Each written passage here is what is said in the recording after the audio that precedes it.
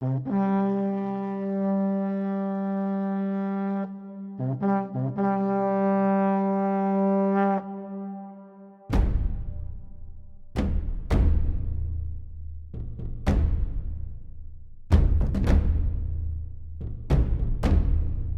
everyone, this is Serious Trivia. Welcome back to our subscriber game tournament as we continue with round 1 with match 7 between PKM on the green side versus RoguePho3nix on the red side.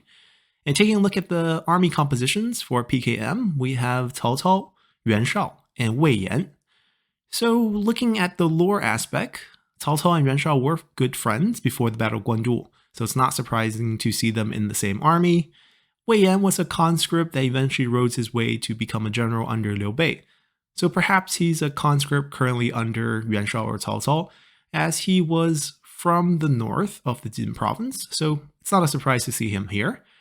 And on the other side, we have Cao Ren, Zhou Yu, and Sun Ren. So the only explanation of why Cao Cao's cousin would be working with Zhou Yu and Sun Ren is that he was captured alive during the Nanjun campaign and surrendered over to Wu, and now is working alongside the victor of the Nanjun campaign, Zhou Yu, and of course, Sun Ren being their lady, is joining the fun. Looking at the units under each general, Cao Cao is bringing 4 of his Tiger and Leopard cavalry, very sturdy, heavy charge shot cavalry. They have a shield, they have high armor, but they're very slow. Under Yuan Shao, we have 5 units of his Ye Vanguard Spearmen. These are probably my favorite unit, both in the campaign and in multiplayer. They carry a crossbow as their alternate weapon, and if you use the right formation with them, they're quite devastating to cavalry, and they're also pretty excellent just in melee. Then finally, we round things out with 4 units of Spear Guards, so a very spear-heavy anti-cavalry army setup on the left, with a bit of cavalry component himself so that he can counter generals or perhaps some melee cavalry, but overall, a very strong counter cavalry composition. Then looking at RoguePho3nix, we have so many different units scattered across a lot of different retinues. First up, we have 5 units of the Qingzhou Assault Infantry. These are pretty decent melee infantry options with the unbreakable for the last 30 seconds if their morale falls below where they usually would shatter. They are decent counter range, but not very strong against cavalry. Then there's also 1 unit of the Tiger and Leopard cavalry. And then under Zhou Yu, we have all sorts of units. 2 Handmaiden Guards. These unique units will give the nearby generals a guard passive that will reduce their damage taken by 20% or 25%, I can't remember. I think 25 perhaps. And then we have 2 Saber Militias, 1 Z Militia, and 1 Crossbow Cavalry. And finally on Sun Ren, we have 1 Horseback Archer. We have 2 of the Mercenary Axemen here, and 2 Peasant Band, I think, or maybe they're Raider Cavs, but very low tier shot cavalry. And then another Saber Infantry here, Militia. So a bit of everything and a bit all over the place. Very heavy on melee infantry, actually. There is a total of 10 purple melee infantry spread across the 3 generals, even though none of the 3 generals are sentinels. So a lot of the typical boosts like charge negation are not on these units. So I'm a bit worried about their fate here, but they do counter some range. So perhaps they can survive the volleys from the Ye Vanguard Spearmen on the left side. Aside from that, we have a small cavalry component in this army, only 5 offensive cavalry units, 2 range cavalry units, and 1 Z Spearman randomly put in here too. So a bit interesting in terms of what they want to do. I typically am pretty against compositions like this, where everything's rank 1 and all the unit quality are a bit low, because you want better, higher quality units. Even if you don't have the fun to get all 18 units, it will still typically perform better than having militias. You have to worry about when the militia unit rout, they will pass on the debuff of nearby routing ally to all the other units around them, leading to potentials for chain routing. So that's always a concern. Anyways, let's jump into the battle itself and see how these 2 army compositions play out on the battlefield. So let's go. Alrighty, so the first thing we did when we came in is tactical view with a pause, just to take a look at the generals to see how they're deployed and what tier they are. And looking at PKM's force, we have Yuan Shao at tier 3, Cao Cao at tier 3, Wei Yan at tier 1. Interesting. So he's only gonna have one ability, Reckless Strike, which is an excellent dueling ability and huge splash damage. But I don't know if he can get into any duels. It does overcome the fact that he has a very weak weapon, but even the spear has a pretty decent amount of armor piercing. And you might notice he has insane morale. And this is the advantage of having Yuan Shao as your general on the field. He gives what's called distant courage.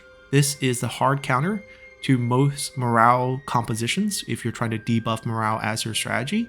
As long as Yuan Shao is not in combat, all units within 150 meters of him will receive 50 points of extra morale, and also 50% extra melee charge, so he can also lead charges if you want. So the only way to play against this is actually to send someone on top of Yuan Shao all time to make sure he's in combat, so you can turn this off.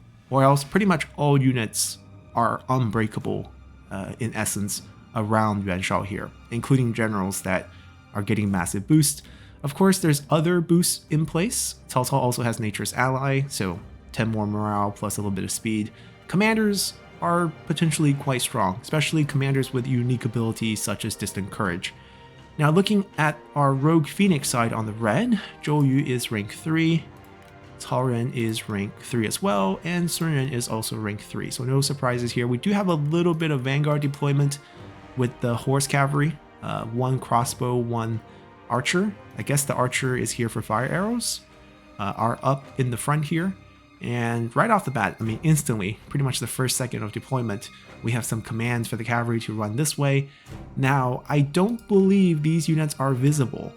We can't check here, unfortunately, but I'm going to assume they're placed correctly in the forest. Yeah, looks that way. And since there is no foresight on this team, Zhou Yu would actually have foresight, but there's no way they would know that this army's here. And that's a risk you take when you don't have a strategist that has foresight. So Zhou Yu, Guojia, Zhuge Liang, for example, would be able to help you scout the map. For PKM side, seeing only 2 generals once you deploy probably raises a couple questions, because you also can't see the composition on load screen like we can. So all he really knows is he's fighting an army led by Cao Ren. Only the first general is sharing information between the 2 players. So there could be a chance that this 3rd general is Yan Baihu and has cavalry hiding somewhere or some other unit hiding on the map. But we know that's not the case. And RoguePho3nix, looking at the way he deployed, seems to be an experienced player from perhaps Warhammer 2 multiplayer, because the way the units are spaced out, it's a very common practice for Warhammer because of the spells that could hit you. If you have your units too tightly packed, the spell could devastate your army. And it seems like he has brought that into 3 Kingdom, which is still a pretty effective way to lay out your army, assuming you can micro it well. Because when the units come up to you, these gaps are not wide enough to really get a unit to fit through. So they can't really break your lines. And if, let's say, an enemy unit looks like this and runs into your setup, even a little corner collides, you can effectively stop that unit from charging through. So if you're short on frontline units, this will be a way to do it. He did put most of his melee infantry up front. Well, I guess he only has melee infantry. These, even though the icon is a Z icon, they're considered melee infantry, and I don't think they have charge reflect or charge negation. Yeah, that's gonna be pretty interesting to see how they fare in this battle. I think he has a Z militia right here, not on the front, which is probably wise because he doesn't counter range with this unit, no range block chance. But you do have Stonebark's ability, so perhaps we'll see. We'll see if the cavalry charges up, and we'll see how these play out. So let's start the battle. Alright, pretty aggressive take over here. The Vanguard Spearmen are moving up as well, pressing up with his range advantage. They're shifting everyone up. RoguePho3nix would be able to see all these units moving, because Zhou Yu would actually have, ripples of perspective 5,000 for spotting, so everyone's visible. It's curious that, PKM picked this direction because that's actually leading him to these units. And if you get into the range of these cavalry, the cavalry will actually start shooting and give away the position. And also the fire might burn themselves.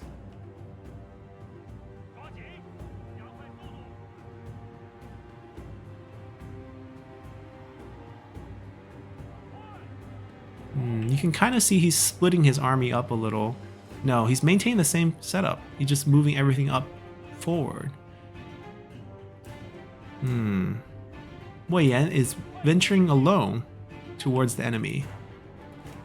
That's an interesting move, because this is when you should respond with just a raider countercharge. If he doesn't stop. Formations, perhaps? You can stop the charge. Charge negation right here. No? I guess not. But the generals did... Oh, a little slow. It takes 3 seconds, I think, to form up. Yeah, a little slow. The rest of the general are coming. The cavalry's right here. He turned off fire well. Very interesting. Very patient here. But this is now free shots. He should actually try to shoot them. There's no reason to hide them anymore. He's throwing cow trap. He's microing over here.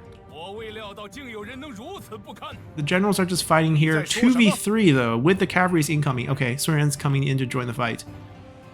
But this is when you need to commit your cavalry too.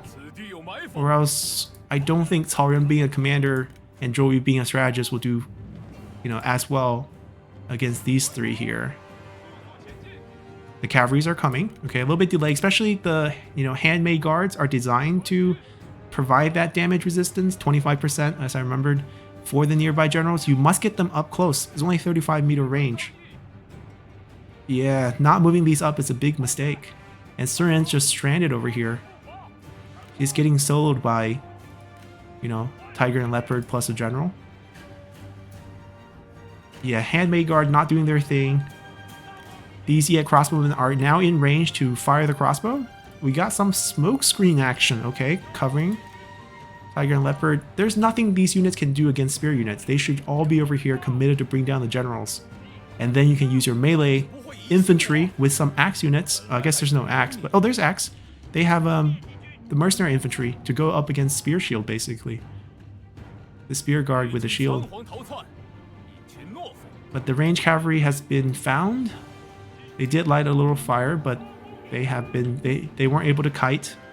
Wasn't microing, basically. I mean, a lot of things are happening. Finally, the handmade guards are moving up a little bit. Still not close enough. 35 meters, really low. And the general's health is really low on this side too. Sun Yan's already routed. Cao Ren's almost dead. And Zhou Yu's almost dead. I don't think I saw Zhou Yu use Wisdom of the River either, which is a bit unfortunate. Cao Ren also has a heal ability.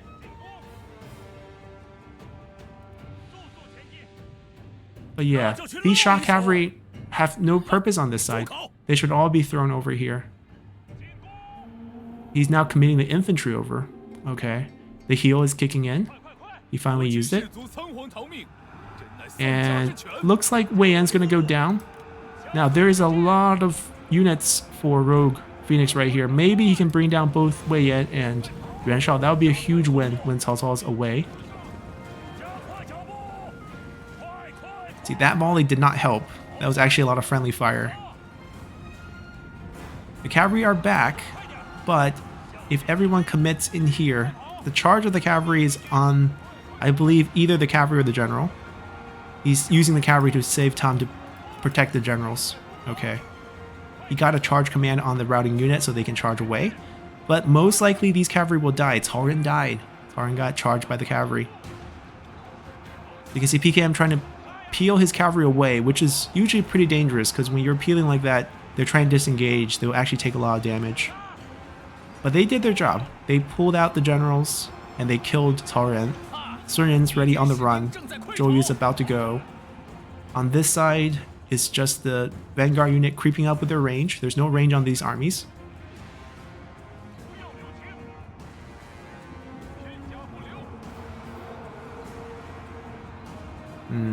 It's going to be rough for RoguePho3nix at this point.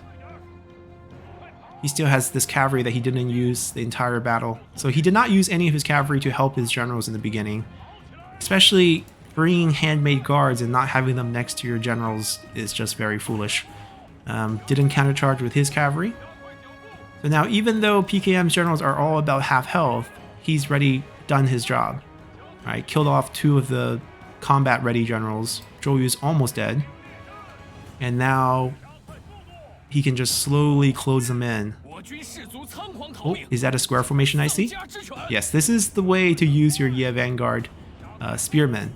Square formations. Basically, they will have 360-degree range with the crossbow.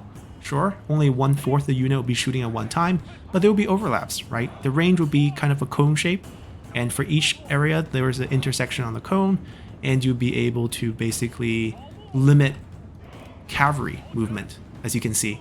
Anything that comes across their face, they will just shoot at them.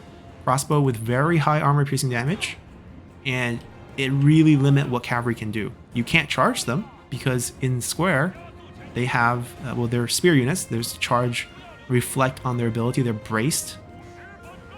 It's right here, charge reflection.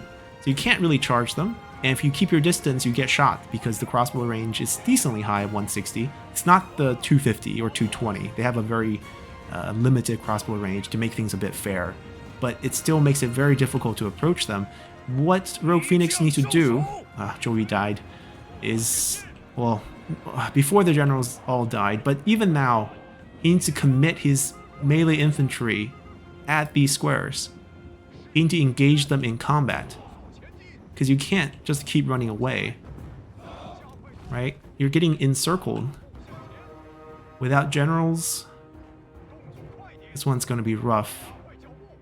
PKM's being very patient, just setting up squares when he's in range, just to shoot some of the units. And the units over pursuing because he had a charge command on them and getting pulled into it. It's just a little bit, you know, not coordinated. Like, where are these units actually going? So he's made it, but he's alone. So now the cavalry in general can help out and just kill this unit. And they're just going to rout. He even has smoke screens. If he just charges everyone smoke screen along the way, you can approach them without any, without any real damage here. But now,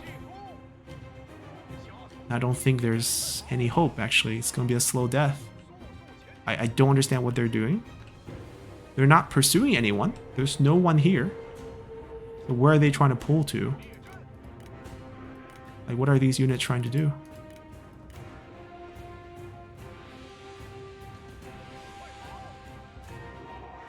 PKM trying to be really safe here. I don't know why he's not committing these farther to finish the encirclement, but perhaps he just feels like the Vanguard Spearman can probably just do the job here. And you can see that once a unit rout, you know, you can't really get away from them either because they just shoot you as you rout. And you get picked off as well. So it's rather hard to counter these. You need to just engage your melee unit into them if you want to counter. They don't have that high armor, they don't have that high melee evasion. Sure, they have a shield, but with the axe unit, you actually cancel out both of these stats. Low attack rate. Like, sitting here doesn't help. Yeah, it's time to charge. You gotta just go. And maybe you have enough shot cavalry to pick off a general. It's possible. Smoke screen, smoke screen, smoke screen. Smoke screen. No? Okay. Pulling back? This is a very realistic enactment of how this battle would have gone historically. You know, generals all dead. You know, you have basically former Yellow Turban infantry trying to cross a river to assault elite infantry. Halfway there, get volleyed, decides, no, not worth it, backing off. But unfortunately, we're playing a video game. And the commander can force you to go. What? Okay, he pulled back those 3 units that he sent over here back into this setup. But the melee cav, who should be tanking this for the team, is sitting way in the back. He's still sitting here. He's getting shot. He's not, he's in, I guess he's in formation, right? But the thing about shield wall is the range block chance is only from the front. So the shots coming, he's not in formation. This is not formation. Is he? It looks like he is, but visually it doesn't look like it, right? Oh, Cao Cao actually got dismounted, so they were in formation. Right, dismounted by a melee infantry. So they were definitely in formation, just doesn't look like it. Got the splash damage. He dismounted 2 generals. Cavalry, go, go, go. Yeah, this is, they can't run away from you right now. Charge. They're on foot. But see, the infantry's so far like away that the cavalry can't really just, if the infantry commits, now the cavalry can pick off the generals that's on foot. They're just taking too much loss on each of these attacks that they're giving up on. And by the time that he might decide to actually commit, there's just not enough unit left to kill them. Because right now they're not exhausting any men. They're just using arrows to kill you.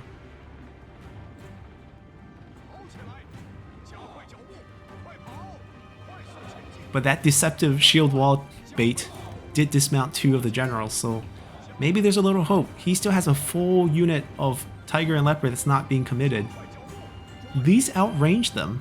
You could actually, harass a little, but they could easily switch into, a shield wall, and these can go into a turtle. The spear guards. Actually, the spear guard can't turtle. Interesting. Oh, because Wei Yan's only tier 1. Right. So no formations because the general is too low tier. It doesn't function like single player, where as long as you have a commander leading it, you get the formation. It depends on what your general level is. Alright, he's committing. This is everything. Desperate last stand. Especially when they're moving, so they can't shoot. That's a good timing. The cavalry's harassing. Alright, he's setting the squares. Doesn't matter, just go. You have smoke screens, you have... I don't want to see them turning back and running again, because then you even lose the shield bonus. 60% range block chance, just go. You need to spread out across all the units. You can't give them angles to shoot. Can't be all at one thing. I think he just selected everyone to charge at 1 square. That's not gonna work. Right, it's gonna be a traffic jam.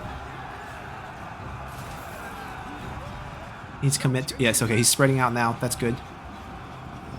Spear guards blocking so they can keep shooting.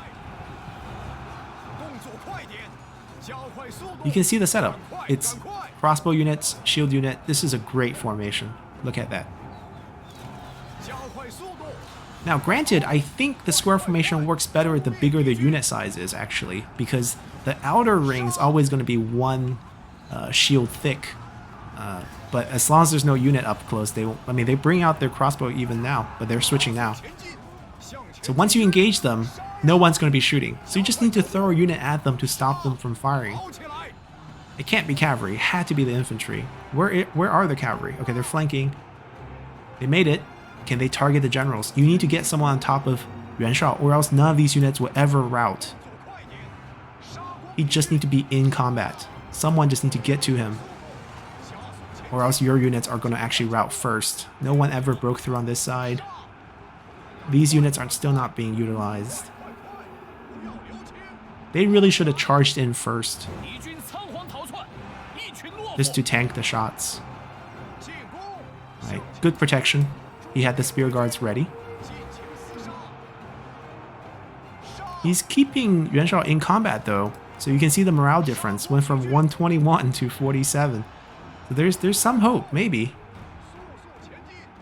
Need to keep this pressure up though. These units are going to rout, and then once Yuan Shao comes back with this, the morale jumps back to 105 and back to 55. You can see the change here. He needs to maintain some damage on Yuan Shao, which is not happening. And they're just getting bogged down here. They can't find an angle. They need to kite these out. Wei Yan does another slap. Yeah, I think this one might be over. Temporary unbreakable. Extra melee evasion as well. And he has good angles, Square formation, even if it's breaking down, leaves a lot of angles on the contact. You need to spread your unit out pretty wide before you engage. They kind of just trailed in. So like the contact point you have, like with this many units, like 3 units, fighting one, and the point of contact doesn't feel that bad, you know?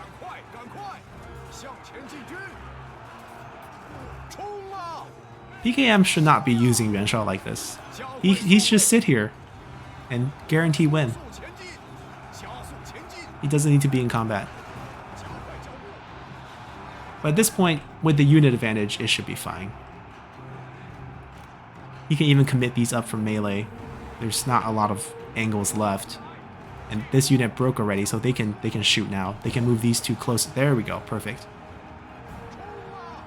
Finish the flank here.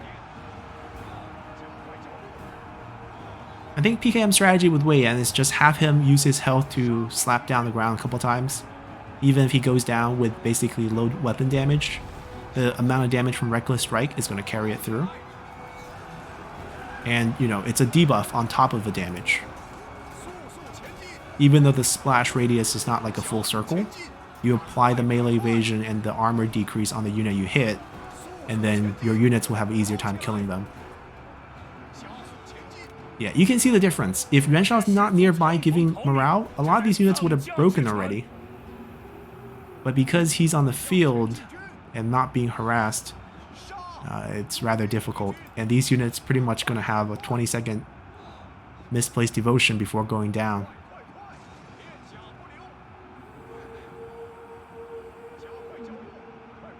Yep, you can see the distant courage applying.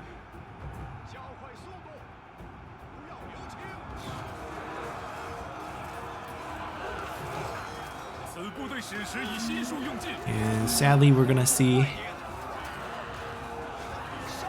these units rout. Alright, pretty well fought battle by both sides. Let's look at the post-battle numbers and do a little analysis here. And I think if you just look at the general figures, you can kind of see where things went wrong in the beginning. PKM committed his cavalry and generals together, and when they were away from these crossbow units, RoguePho3nix had a chance. He had the units to protect his generals, to increase their combat, capabilities. He had decent amount of shot cavalry that could hunt down each of the general.